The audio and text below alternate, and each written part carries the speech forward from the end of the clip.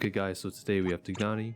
As usual, we've got materials needed to send and upgrade them, where to find them and who to fight.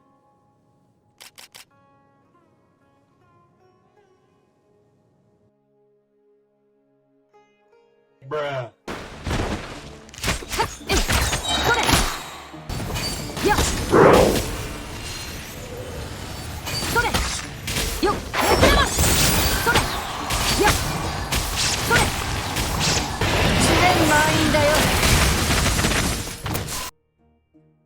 Right, so onto the talents, just upgrade in this order. Now as for passives, every time Tighnari fires a wreath arrow, which constitutes the majority of his damage, EM is increased by 50 for 4 seconds. For his second passive, each point of elemental mastery Tighnari has, his charge attack and elemental burst damage are increased by 0.06%. Now for example, if he had 100 elemental mastery, he'd get 6% of this bonus, and 1000 elemental mastery would give him the full 60%. Okay, for C1, plus 15% crit rate for his charge attack. C2, plus 20% dendral damage bonus for 6 seconds, and this is for enemies that are within the spore cloud. C3, plus damage for this. C4, 60 EM for 8 seconds after his Q, plus 60 additional EM if the Q triggers a reaction, and this is a party-wide buff. C5, plus damage for this. And C6, reduced charge time for his charge attack, and additional damage as well. Number 1 is of course Tighnari's signature weapon, Hunter's Path, plus crit rate, plus elemental damage bonus. Charge attack hits grant Tireless Hunt buff, where charge attack damage is increased by 160% of EM. Okay, next we have Aqua Simulacra, huge crit damage boost, and a little HP and damage.